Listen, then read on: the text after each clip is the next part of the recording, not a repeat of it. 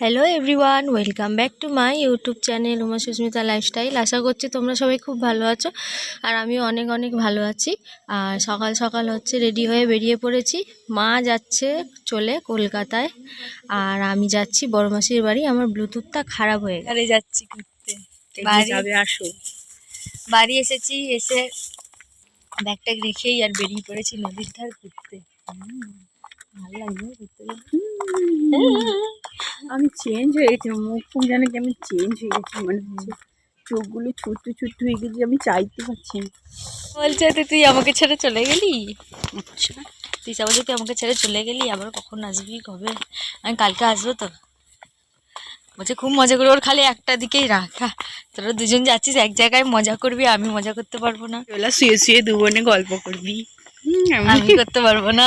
ওইটাই ভাবছি, হয়তো আমরা পারবো না, রিম্পার মঞ্জু গল্প করবে, হেবি মজা। বল চলো, তোমাদের সাথে আবার একটু পরে দেখা হচ্ছে। পড়ে গেলে ওরে বাপ রে বাপ। নিচে নেমেছি, এই যে কি করতে যাচ্ছি জানো, দেখো পার দিয়ে দিয়ে যাচ্ছি। যদি পড়ে যাই খুঁজে আর পাবা না। কি বলে গেল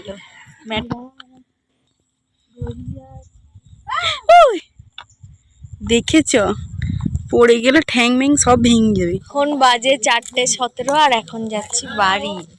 4:17 বাজে, এখনই দেখো অন্ধকার হয়ে গেছে।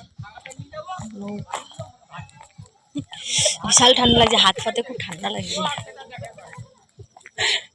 তো কথাই হেসেই যাচ্ছে, পরের সাথে কথা বলছে আর হেসেই যাচ্ছে।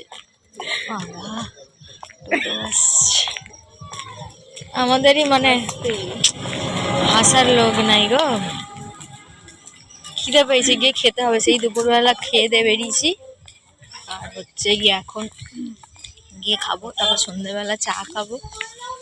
ব্লুটুথটা দেখি চার্জে বসিয়েছি, দেখি চার্জ হয় কিনা। কালকেও দোকানে দেখাতেই হবে, ওই জন্যই তো এসেছি।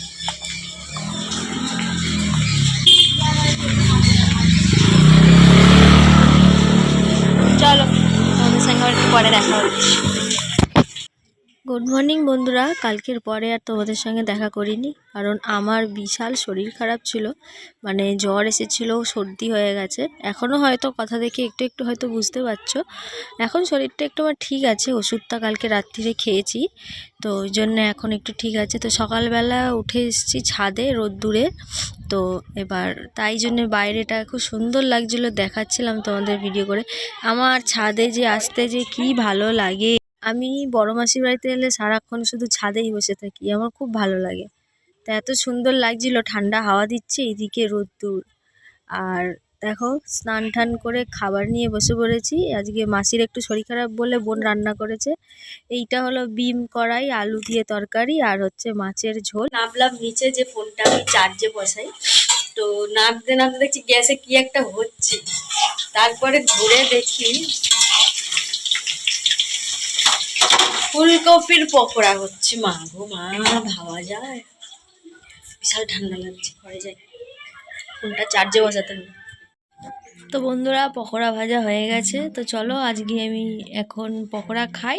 তো আজকের মতো এইটুখানি, দেখা হচ্ছে তোমাদের সাথে আমার নেক্সট ব্লগে। Good night, tata.